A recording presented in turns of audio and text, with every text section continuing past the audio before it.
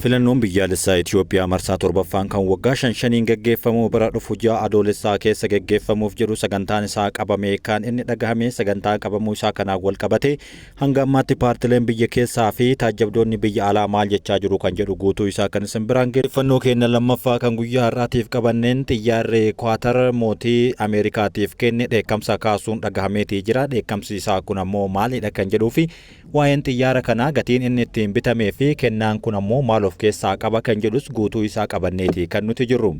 Hanga xumuraatti nu waliin akka turtan asumaanis naffeerra. Kabajamtootaa fi jaallatamtoota hordoftoota keenya nageenyi keenya kan kabajaaf jaalala iddoo jirtan hundatti isin haa gahu jecha odeeffannoowwan keenya kan guyyaa har'aatiif qopheeffanne akka itti aanutti isin dhageessifna. Filannoon biyyaalessaa Itoophiyaa marsaa torbaffaan kan waggaa shaniin gaggeeffamu bara dhufu ji'a adoolessaa keessa gaggeeffamuudhaaf sagantaan isaa qabamuu dhagahame.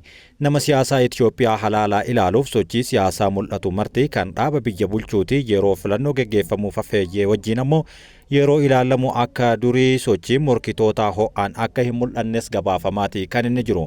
Haalli kun yaada tarii dhiibbaa dhaaba biyya bulchuu hanqina dhaabbilee mormitootaa irraa kan ka'e barootni dhufan yeroo ol aantummaan dhaaba amma biyya bulchaa jiru itti mirkanaa'u ta'uuf deemaa jira kan jedhan qaamoleen siyaasaa tokkos kaasaati kan isaan jiran.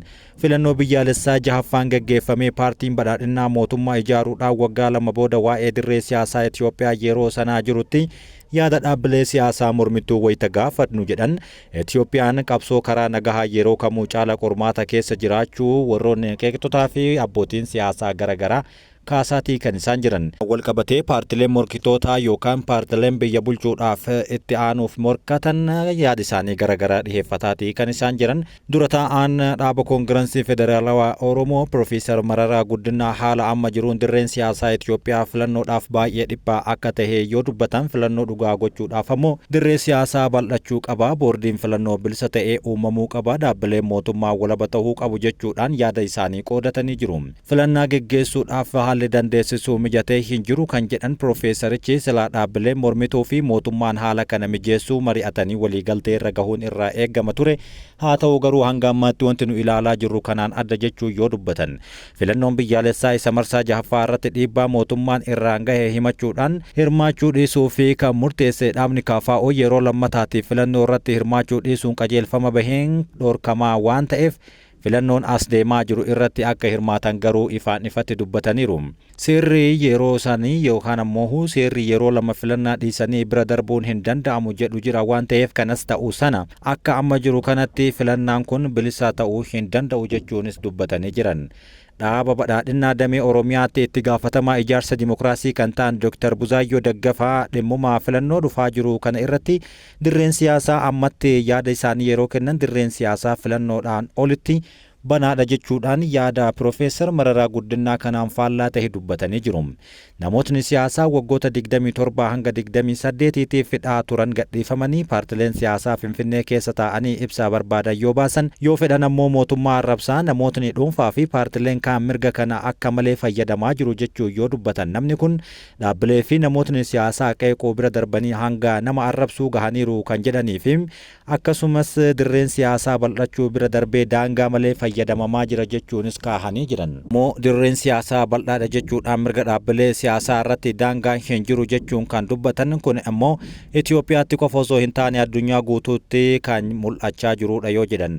Haaluma kanaan ammoo asitti wanti biyyoota biroo irraa adda ta'e hin jiru yoo seera boordiin filannoo baase heera biyyattiin ittiin bultu cabsuudhaaf deemtan ammoo qaamni seeraan si gaafachuu hin dhiisu jechuudhaan tarkaanfiiwwan garaagaraa namoota siyaasaa irratti fudhataman ammoo sirrii ta'uu isaanii dubbataniiran. Paartiin biyya bulchuu ammoo waan danda'amu hunda ani humna nan qaba injifachuu nan danda'a jedhee qaama yaadu kamiifuu dirree banaa godhee lafa kaahee jira. Dhaabbileen mormituu akka durii biyya alaa jiran ammoo yeroo ammaa kana magaalaa Finfinnee keessa mandheeffatanii jiru jechuunis dhaanga'aan kun itti dabaleera. Namootni siyaasaa fi paartileen gariin haala kana akka ta'utti itti fayyadamuu caalaa humnaa fi yaadota faallessan biroo ofumaa isaaniitti yaaddahanii badhaadhina yaadaan teeknooloojiin caaluun hin danda'amu jedhan jedhanii komii kaasu jechuunis dhaabbileen mormituu komataniiti kan isaan jiran. Hoogganaan biraa immoo hoogganaan itti aanaan dhaaba Izemaa የኢትዮጵያ ዜጎች ለማህበራዊ ፍትህ kan jedhan obbo Yohaannis Mokonnon gama isaaniitiin yaada Dr. Buzaayoon dhiheessan kana waliin walii galanii jiran. Haa ta'u garuu yaada isaanii kana guutumaan guututti osoo hin taane yaada isaanii kana muraasaan akka walii galan kan dubbatamuu fi haala qabatamaa amma jiruun keessumaa naannolee akka Oromiyaa fi Amaaraa kan uummatni hedduun biyyattii keessa jiraatu keessa lola adeemaa jirurraa kan ka'e filannoo geggeessuun dhiibbaa ta'uu ammoo kaasanii jiru. Akka biyyaatti haalli rakkisaan keessa jiru hubatamaadha kan jedhan namni kun keessumaa ammoo naannoo Amaaraa fi Oromiyaa keessa walitti bu'iinsi addaa osoo hin citin adeemaa jiran kana baay'ee yaachisaa akka ta'e cimsanii dubbataniiru.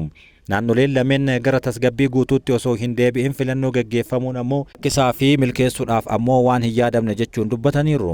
Ammoo marii biyyaalessaa geggeeffamaa jiruuf yaaliiwwan jaarsummaan dhibdeewwan jiran furuudhaaf godhaman irratti haala amma jiru kana jijjiiruu danda'u abdii jedhu qabaachuu isaanii yoo dubbatan, Piroofeesar Mararaan garuu wanti hedduun filannoo bara 2021 keessaa isaan baase ammas akka hin jijjiiramne guutanii dubbatanii jiran.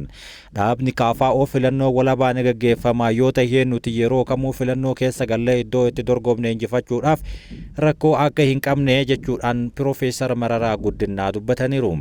Akka amannutti jedhan sabni hedduun wajjin waan jiru fakkaata. Yeroo baay'ee immoo Oromiyaa keessatti nuti fi warri ABO waliin hin dorgomnu.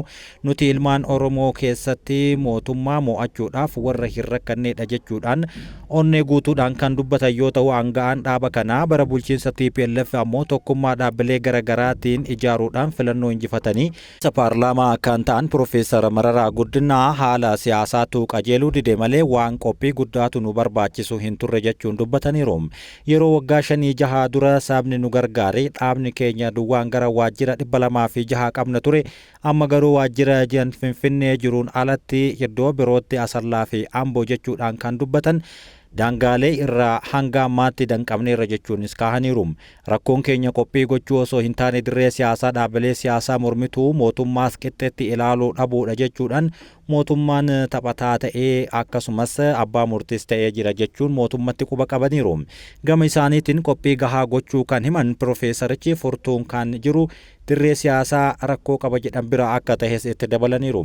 Akka lakkoofsa Itoophiyaatti filannoo bara 1997tti gaggeeffame yoo ta'e malee filannoowwan biyyaalessaa biroon filannoo dhugaa tokkollee hin turre jechuudhaan dhugaa jirtu yoo dubbatan, nageenyaa fi sirna dimokiraasii achis misooma dhugaa fiduun dhiibbaa hedduu ta'eera jedhaniiru. Haala amma jiruun ammoo mootummaan filannoo deemsisee dhiises wanti jijjiiramu xiqqaadha. Qarshii balleessuu malee waan guddaa kan nu finnu tokkollee hin jiru jechuun dubbataniiru.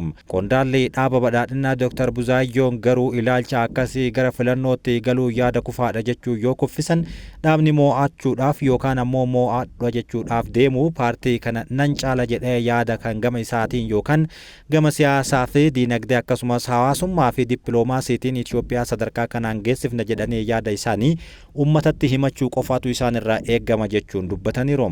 Filannoo as deemaa jiru irratti dhuguma uummataaf filannoo akka jiru haalli mijaa'eera jiraachuu isaa kan gaafataman Dr. Buzaayoon dhaabni isaanii filannoodhaan gamatti hojii sadarkaa Afrikaatti beekamu hojjechuuf qophaa'aa akka jirus dubbateera. Moo jedhan itti dabalanii dhimma sadarkaa kanarratti morkataa jabaa ta'anii dhihaachuu dhaabbilee mormituu haa deebisan jechuu yoo kaasan, gama isaaniitiin filannoon olitti Itoophiyaa badhaate kabajamte kan lammiileen ishee kabajamtee keessa jiraatu ijaaruu jajjabeessuu fi beeksisuudhaaf hojjechaa akka jiran dubbataniiru. Yaadni kun garuu paartilee mormitootaa irraa yoo ka'utti faallaa kanaa guutumaan guututti ta'ee kan dubbatamuu fi hoogganaan Izemaa Piroofeesar Birhaanuu Naggaa filannoo marsaa 6ffaa bara 2021 geggeeffame booda ministeera muummee Dr. Abiyyi Ahmed miseensa kaabinee isaaniitti makamanii ministeera barnootaa akka tahan muudamanii turan. Obbo Yohaannis qabsoo karaa nagahaa yeroo kamiyyuu caalaa yoo itti qormaata guddoo keessa galeedha jechuu yoo dubbatu, ammoo qormaata keessa haa jiraatu iyyuu malee gatiin kamiinuu itti cichuutu barbaachisaadha jechuun ejjennoo isaanii qabataniiru. Akka Piroofeesar Mararaa Guddinaa mootummaan ta'e jedhee dirree siyaasaa dhiphisaa jira jedhu amantaa kan hin qabne yommuu ta'an, namni kun fedha gareewwan mootummaan keessa jiranii ta'uu mala malee mootummaan akka tarsiimootti shiraxatee dhaabbilee siyaasaa qacarsuudhaaf ammoo cunqursuudhaaf hojjechaa jira jedhee amanuuf baay'ee rakkadha jechuudhaan dubbatanii jiru. Gonkumaa akkasitti hin yaadu yoo jedhan namni kun jijjiiramni akka dhufu hin amanna erga ta'ee yeroo humnaa fi mallaqaa hanga kanaa itti baasuun inumaayyuu waan barbaachisu natti hin fakkaatu jechuudhaan kaahaniiru. Yeroo ammaa kanatti dhimma filannoo bara itti aanu kana geggeeffamu wal qabate paartileen siyaasaa fi hooggantoonni paartilee siyaasaa garaagaraa dhimmoota garaagaraa kaasaatii kan isaan jiran gama mootummaatiin dirreen siyaasaa bal'atee jira jechuudhaan yoo ofitti amanamummaadhaan dubbatan gara warra paartilee mormitootaatiin ammoo kuni gonkumaa nutti hin mul'atu jechuudhaan dubbataatiin jiran. Kabajamtootaa fi jaalatamtoota hordoftoota keenyaa yaadan keessanis kanarratti nu barbaachisa. Oduu biraatti yoo dabarru United States xiyyaara qaalii pirezidaantii Ameerikaa ittiin akka imalan hojjetame Air Force One maatii mootii Kaatar irraa kennameef dhiyaate simachuun dhagahame. Kennaan kun wayita beeksifamuu falmii fi dheekkamsa guddaa kaasee turuun isaa ammoo waan yaadatamuudha. Hanga guyyaa har'aatti maal irra akka jira kan jedhu ammoo guutuu isaa keessatti isiniif qabannee jirra. Dubbi himaan Peentaagoon Seyaal Paarneel roobii darbee ibsa kennaniin akka jedhanitti waajjirri ol'aanaan ittisa Ameerikaa Kaatar irraa xiyyaara Boeing 747 bu'uura seeraa fi qajeelfama federaalaatiin fudhateera jechuun ibsan. Ammoo akka xiyyaara Air Force One biroo pirezidaantiin ittiin imaluudhaaf wanti hedduun guutamu waan jiruuf ammatti tajaajila sanaaf hin oolu jechuun kaahee jira. Keessa isaa yookaan ammootu keessi dhaabbaticha kanam akka pirezidaantonni ittiin imalan godhamanii tolchamuudhaaf nageenya jedhame wantoota itti dabalamuu fi fooyya'insi biroo hedduun godhamuuf waggoota hedduu fudhachuu qaba. Kun ammoo kan fudhachuuf danda'u yookaan biyya keenya keessatti jechuun dubbateera. Air Force One amma jiran kularri yoo dhukaafamellee dhiibbaa elektiroomagneetawaa uumamuu akka dandamatan sirna ittiin godhamuuf qabu yoo balallii irra jiraatellee kiroosiinii guutamus qabuu danda'a jechuudhaan ifa godhaniiti kan isaan jiran. Ogeessi sirna ittisaa giddugala qo'annoo tarsiimawaa fi idil addunyaa Maark Kaansiyaan fooyya'insoota barbaachisan kana mara gochuun hanga doolaara Ameerikaa biiliyoona tokko nu gaafachuu danda'a jechuunis dubbateera. Pirezidaanti Doonaald Tiraamp kanaan kan fudhachuun seera hin cabsine jechuun yoo ibsan amma dhuunfaa isaaniitiif kan kenname akka hin taanee fi waajjira ittisaa ta'uu dubbatan. Yeroo ittiin murtoo aangoo isaanii raawwatu kan ittiin fayyadamne ta'uu guututti dubbataniiru. Kennaawwan mootummoota alaa irraa hooggantoota mootummaaf kennamu ilaalchisee heerri Ameerikaa koongiransiin hayyamu qaba yoo ta'e dhimma kana irratti ammatti koongiransiin wanta dubbatellee hin qabu. Gaazexeessitoonni baay'een pirezidaantota Ameerikaa waliin imala carraa keessoo xiyyaara pirezidaantichaa arguu kan hin qaban yoo ta'u, haa ta'u garuu yeroo tokko tokkotti gaazexeessitoonni yeroo ibsaaf barbaadamanitti akka isaan achi keessatti qubatanis ni dubbatama. Gaazexeessitoonni kan ta'an kutaa duuba xiyyaarichaa keessaadha gara kutaa pirezidaantichaatti darbuudhaaf ammoo hojjettoota nageenyaa karra itti aanee jiru eegan waliin waliif galuun jalqaba dirqama isaan gaafatudha. Torbaan darbee imala Doonaald Tiraamp baha giddu galeessaatti taasisan hordofee xiyyaarri guddichi pirezidaantichaa ijoo dubbii tahee kan turee fi Fox News irratti sagantaa kan dhiheessu Shin Haniitiin pirezidaanticha waliin taa'ee gaafii fi deebii waliin taasisuuf carraa argateeti kan inni ture. Haa ta'u malee hojjettoota sabaa fi hamilee birootiif garuu kan ta'an kan hin hayyamamnee fi kutaa xiyyaarichaa dhiphoo karaa duubaatiin jirtu keessa qofa akka ture dubbatameera. Imala guyyoota 3 keessatti biyyoota waliin gahee kanaan imala dadhabsiisaa hojjettoonni waajjira pirezidaantii fi miseensonni miidiyaa irratti hirmaatan kana kan ciminni namaa ittiin qoramuudha jechuun pirezidaantichi dubbatee jira. Mootiin Kwaatar pirezidaantii Tiraampiif xiyyaara haaraa masaraa mootummaa samii irratti jedhamu kan kenneef yoo ta'u keessoo xiyyaarichaa pirezidaanticha amma ittiin dhimma bahaa jiraniin kun haaromfame yeroo dhihootti jijjiiramuun isaa waan hafuu miti jechuunis kaahamaa jira.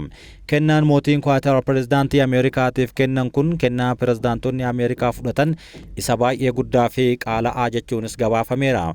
Xiyyaarri pirezidaantichi ittiin imalu Air Force One jedhamu kun kan pirezidaantonni Ameerikaa itti fayyadamaa ta'anii fi qabeenyummaan isaa ammoo humna qilleensaa biyyattii kan ta'edha. Kun Air Force One jedhamuudhaan kan beekamuu fi pirezidaantii Ameerikaa qofa kan ittiin imalu tarii fiilmii Air Force One jedhamu irratti kan mul'atee fi isaan alatti garuu eessattiyyuu mul'atee kan hin beeknedha. Haaraan bara 2026tti ni qaqqaba jedhamee turuu isaa qofa osoo hin taane baasii hojii isaatiif doolaarri Ameerikaa biiliyoona 4 ramadamee fi xiyyaaronni lamaan yeroo jedhametti ni dhaqqabu jedhamanii yaaduun cimaadha jechuun aangawoonni garaagaraa kaasaa jiru. Barri aangoo Doonaald Tiraamp marsaa lammaffaa ammoo amajjii bara 2029 kan xumuramu ta'a. Xiyyaara dulloome kanaan imaluun pirezidaantichaa akka isatti hin tolle yeroo dubbatu kan dhagahame biiliyeenarri addunyaa Elon Musk dhimma xiyyaarota kanneeniin akka hordofamuu fi saffisaaf ammoo pirezidaantichaan itti gaafatamummaan itti kennamus Boeing garuu yeroo jedhametti qaqqabsiisuu akka hin dandeenye beeksisee jira. Kanaaf ta'uu hin oolle pirezidaantichi xiyyaara biyya tokko gara biyya biraatti yookaan kutaa bulchiinsa tokkorraa gara biyya biraatti ittiin deemuudhaaf deebii hatattamaa osoo barbaadaa jiranii kennaan mootii Kwaatar kun dhufee isaan kan bira gaheef. Qananii $47 Ameerikaa miiliyoona 400 baasu kan mootummaa Kwaatar irraa kennameef akka barbaadamu oduu yeroo dhaga'ametti ijoo dubbii ta'uu qofa osoo hin taane qulqulleeffannaa maluuf adeemsa seeraa akka darbutti ji'oota hedduu fudhateera jechuun ibsamee ture. Tiraamp Kwaatar kennuufii fi waadaa galtee akkuma gara aangootti dhufaniin torbaan muraasa keessatti ji'a gurraandhalaa keessa icciitiin akka daawwataniif ture dhagahame yoo jedhamu gabaasaaleen gariin kanneen kun ammoo qeeqaa naamusaa fi gaaffii seeraa michootaaf deeggartoota pirezidaantichaa irraa kaasuun alatti xiyyaara 747 biyya alaa gara geejjiba pirezidaantii Ameerikaatti fayyadamuun jijjiiruun danqaawwan teeknikaa baay'ee qaba jechuun sodaa qabu. Xiyyaarichi osoo qilleensarra jiruu boba'aa guuttachuu akka danda'u gochuu akkasumas meeshaalee nageenyaa fi koominikeeshinii irratti deebiin tolfamuu fi qaba yoo jedhan moodeelonni xiyyaara pirezidaantichaa amma jiran dho'insa nikularaa fi haleellaa elektiroomagneetii irraa ooluun kan dandeessisuun tolfamee jira. Walumaa galatti kennaan pirezidaantota Ameerikaatiif hanga guyyaa har'aatti jechuunis pirezidaantota Ameerikaa bulchaa turan 47f kenname kennaa qaalii yookaan kennaa isa guddaa jedhamuudhaan kan ammaa kun yoo galmeeffamu pirezidaantiin kennaan qaaliif kennameef jechuudhaan ammoo pirezidaantota 47 keessaa kan galmeeffame pirezidaant Doonaald Tiraamp qofaadha. Kabajamtootaa fi jaallatamtoota hordoftoota kennaa odeeffannoowwan kennaa kan guyyaa har'aatiif isiniif qabanne asumarratti goolabneeti kan nuti jirru oduu biraatiin hanga walitti deebinutti nagaatti.